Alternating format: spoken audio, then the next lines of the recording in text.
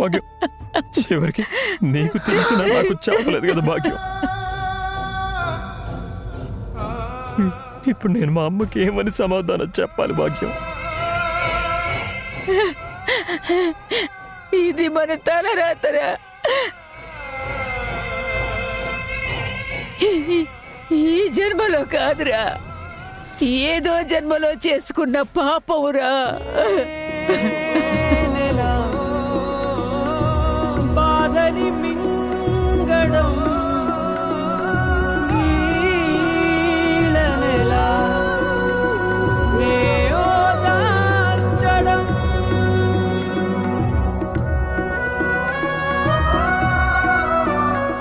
మమ్మల్ని వదిలేసి ఎలా వెళ్ళావు నాన్న? నువ్వు లేవని మేము ఎలా జీర్ణించుకోవాలి? భాగ్యం,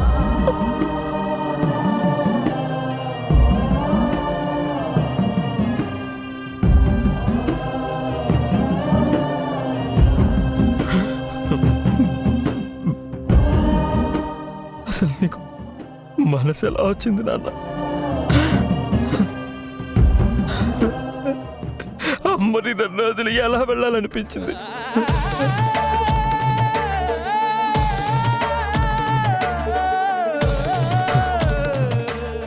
ఇప్పుడు నేను అమ్మకి ఏమని చెప్పాలి? తనని ఎలా చూడాలి?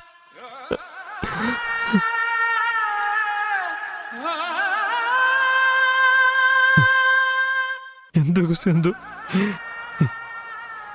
ఎందుకింత మోసం చేసావు?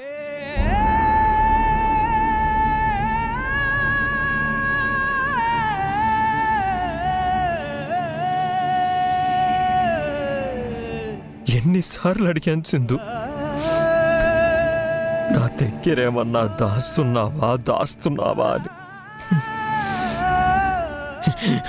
ఏమీ లేదన్నావు. ఇంత పెద్ద విషయం దాచావంటే నా మీద నీకు నమ్మకం లేదా? అలా మాట్లాడుకు యశ్, అలా మాట్లాడుకో. నేను నీకు చెప్పాలని చాలా ప్రయత్నం చేశాను యశ్. నాకు ధైర్యం సరిపోలేదు. నువ్విలా తట్టుకోలేవని నా గొంతు పెగలేదు యశ్. అలా డిసైడ్ చేయడానికి నువ్వెవరు సింధు? నువ్వెవరు?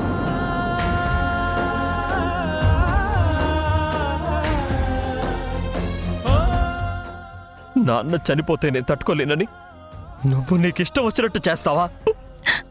అది కాదు యశ్, ఆ సమయంలో నువ్వు పడ్డ వేదనని చూసి నేను భయపడ్డాను. అత్తయ్య గతం మర్చిపోయి మావయ్య వస్తారు అని నమ్ముతుంటే ఈ వార్త చెప్తే ఆవిడ ప్రాణాలు ఉంటాయో లేదో అని నేను భయపడ్డాను యశ్. యశ్, చాలు సింధు, చాలు.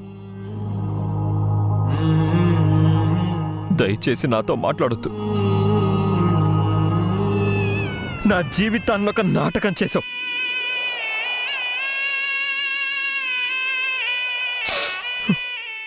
ఈ నిజం తెలిస్తే మా అమ్మ ఏమైపోతుందో తెలుసా?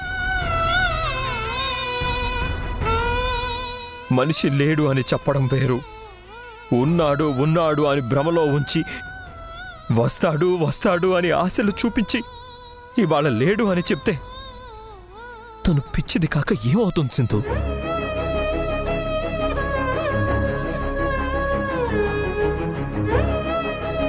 ఇన్నాళ్ళు మా అమ్మ కళ్ళల్లో నేను చూసిన ఆశలన్నీ ఒక్క క్షణంలో చంపేశావు.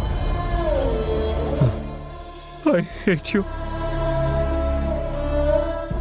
I hate you.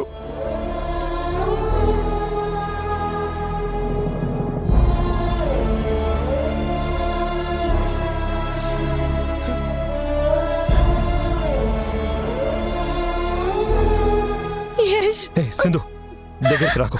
వెళ్ళు.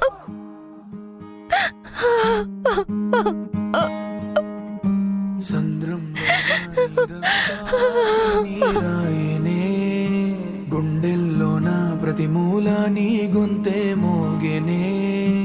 ఉప్పు గాలి నిప్పై మారి నన్నే కాల్చెనే. ఈ సుడి గాలి నిన్నెత్తుకెళ్ళి నన్నే కూల్చెనే.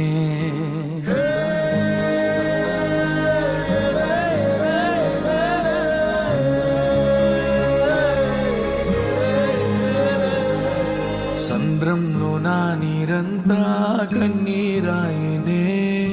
గుండెల్లో నా ప్రతి మూల నీ గొంతే మోగెనే. ఉప్పు గాలి నిప్పై మారి నన్నే కాల్చెనే. ఈ సుడి గాలి నిన్నెత్తుకెళ్ళి నన్నే కూల్చెనే.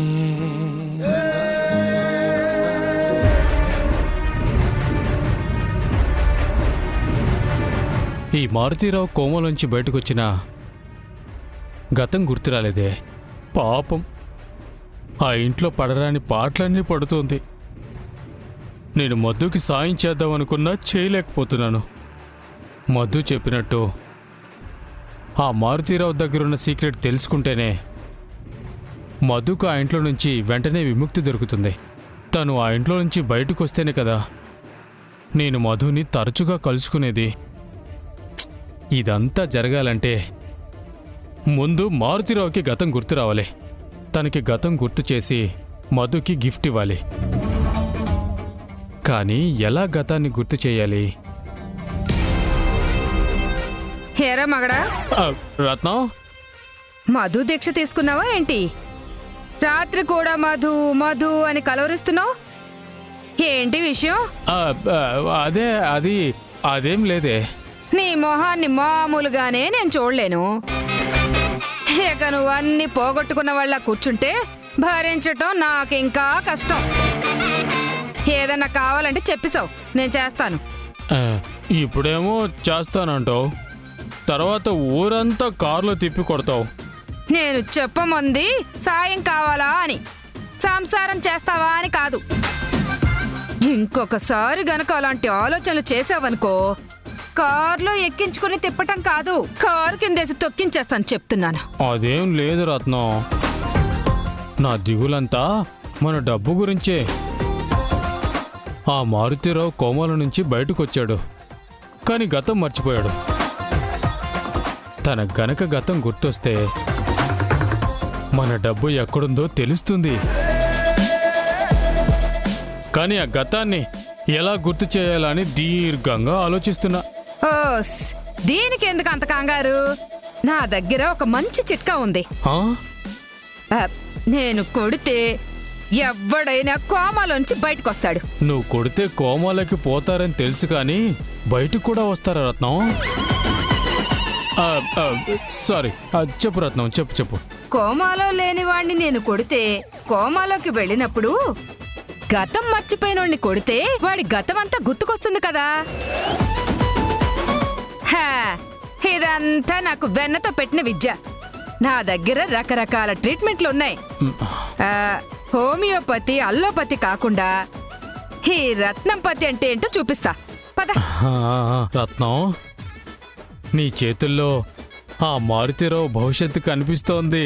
మరి ఇంకా మాట్లాడతావేంటి? పద పద పద పద.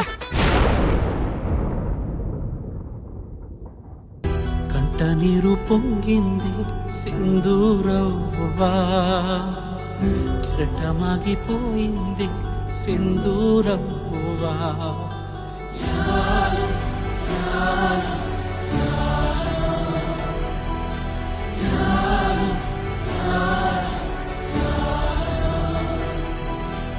ఆటైనావు పాటైనావు అమ్మే నీవైనావు, పాలబో అసలిమే నీవు వదిలేసి వెళ్ళావు.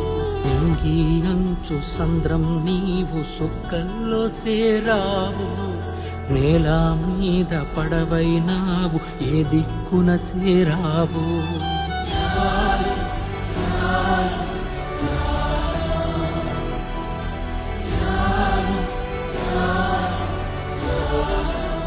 యష్, రే యష్,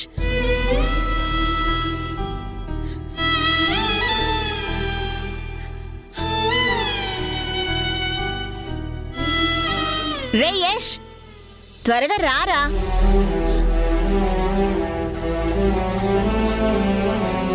నేను రెడీ అయిపోయానురా, నువ్వు ఇంకా రాలేదేంటి? టైం అవుతుంది, నువ్వు త్వరగా రా.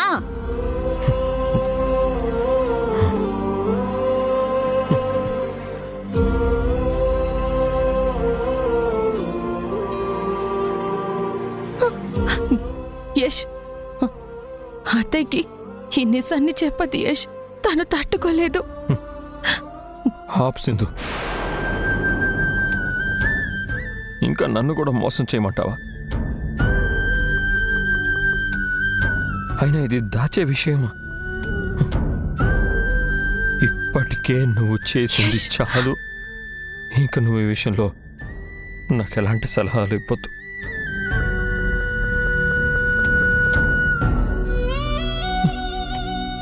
మా అమ్మకి ఎలా చెప్పాలో నేను అలా చెప్పుకుంటాను.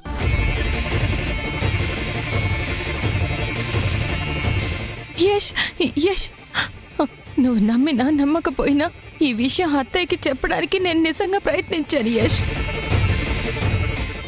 డాక్టర్ని కూడా అదే విషయం కనుక్కోవడానికి వెళ్ళాను.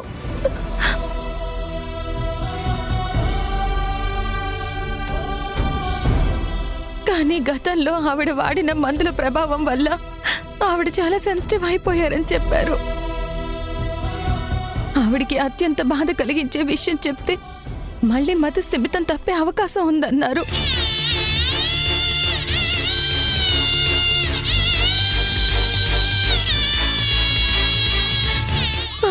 అంతేకాదు యష్, ఒక్కోసారి ప్రాణానికి ముప్పు అని కూడా చెప్పారు.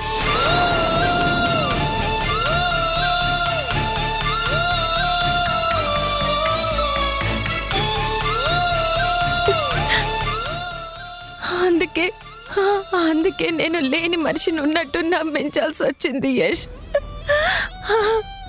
అంతేకాని మిమ్మల్ని మోసం చేయాలని కాదు యష్.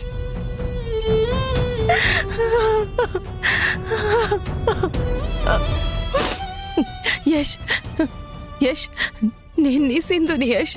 నిన్ను ఎలా మోసం చేస్తాను? దానికన్నా నా ప్రాణం వదిలేస్తాను.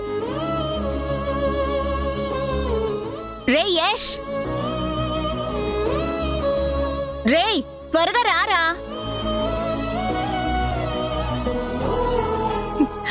ఇప్పటికే మావయ్యని పోగొట్టుకున్నాం. అత్తయ్యకి ఏదైనా అయితే తట్టుకోలేము యష్. ఆవేశంలో నిర్ణయాలు తీసుకోకు యష్. అత్తయ్యకి ఈ విషయం వెంటనే చెప్పద్దు యష్, ప్లీజ్. టైం అవుతుందిరా, త్వరగా వస్తావా లేదా?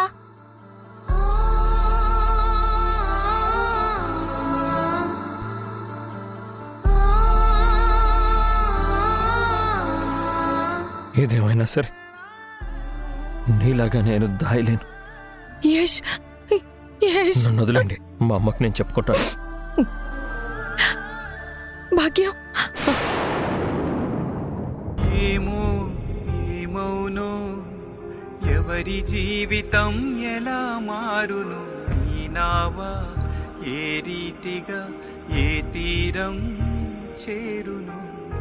ఏమో ఏమౌనో ఎవరి జీవితం ఎలా మారును, ఈ నావ ఏ రీతిగా ఏ తీరం చేరును.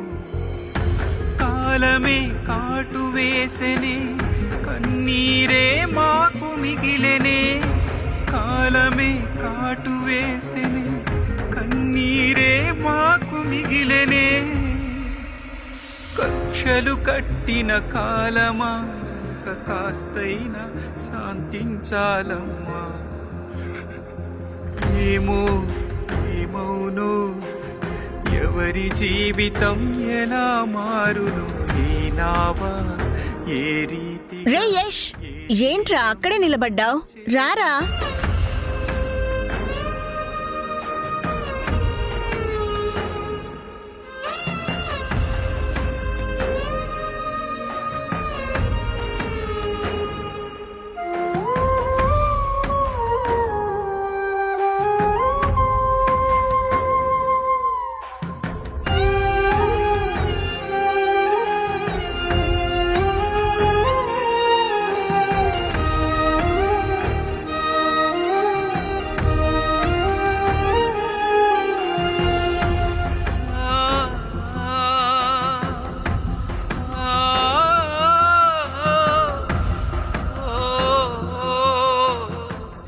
ఏంట్రా నువ్వింకా రెడీ అవ్వలేదా?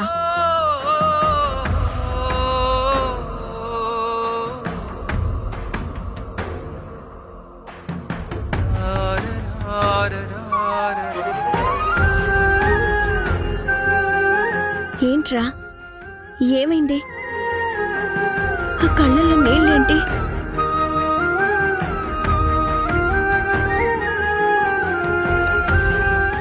ఏమైంది నాన్న?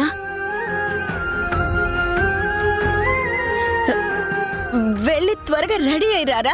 మీ నాన్న దగ్గరికి తీసుకెళ్తానన్నావు కదా. ఫ్లైట్ టైం అయిపోతుంది కదా. వెళ్ళు.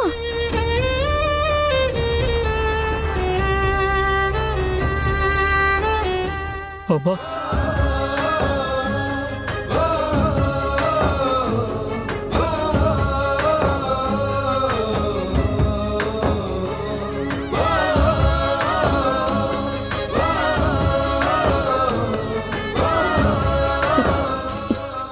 ఏమైంది నాన్న?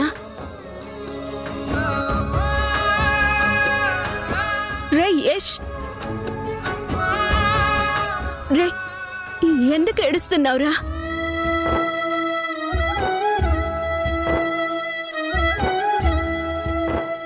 ఒంట్లో బాలేదా? హాస్పిటల్కి వెళ్దాం పదా. అమ్మా వద్దమ్మా. మరి ఏమైందిరా?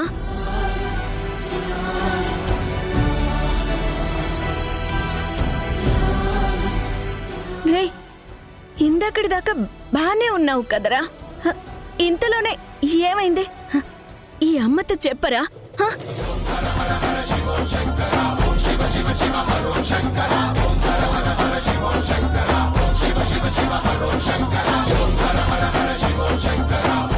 అమ్మా చెప్పరా?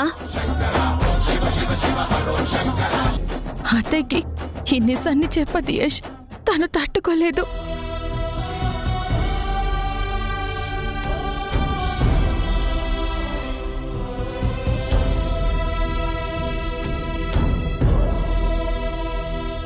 ఏం ఆలోచిస్తున్నావురా? తెలియడం లేదమ్మా.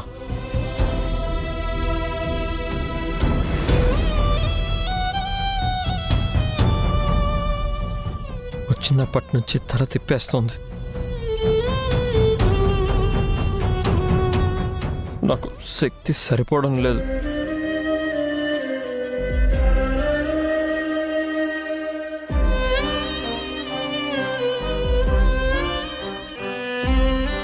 ఒత్తిడేమో నాన్న. పైగా నువ్వొక్కడివే టెన్షన్ పడుతూ అన్నీ చూసుకుంటున్నావు కదా. నీకు వడదెబ్బ తగిలినట్టుంది. నీకింత బాగోలేకపోతే తర్వాత వెళ్దాంలే.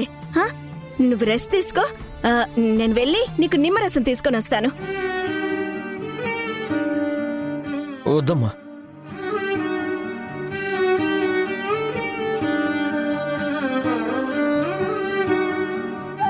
నాతో ఏదో చెప్పాలనుకుంటున్నావు కదా. నీ మనసులో ఏం పెట్టుకోకురా. నేను మీ అమ్మన్రా. చెప్పు.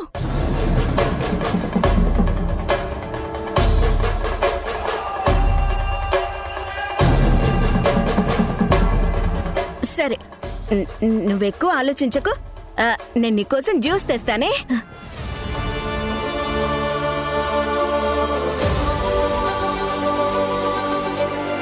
వీడు చంద్ర చనిపోయాడంటేనే ఇంతలా ఏడుస్తున్నాడు సింధు. ఇంకా వాడి చేతిలోనే చనిపోయాడని తెలిస్తే అసలు వీడేమైపోతాడో ఏంటో.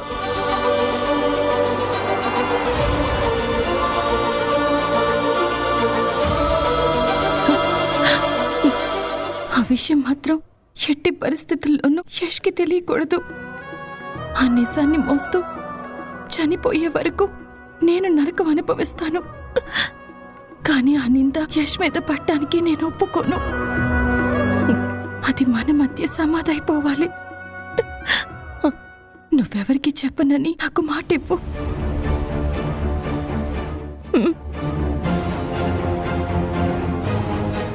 చెప్పను.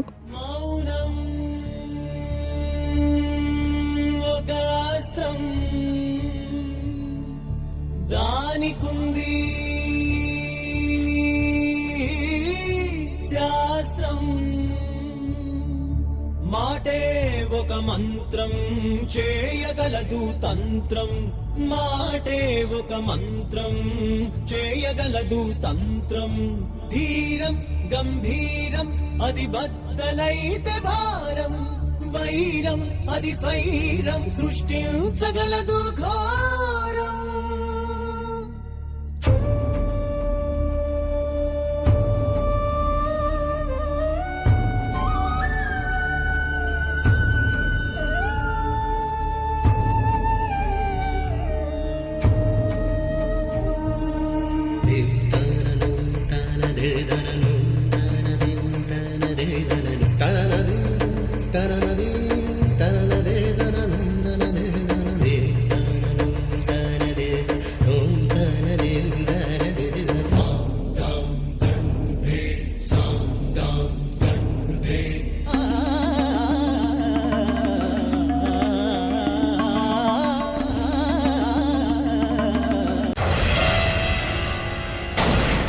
యష్ ఈ టైంలో ఎక్కడికి వెళ్ళాడు? ఏదో చెప్పాలనుకుంటున్నావు, ఏంటో చెప్పరా? నీ ఒళ్ళో తల పెట్టుకొని పడుకుంటాను.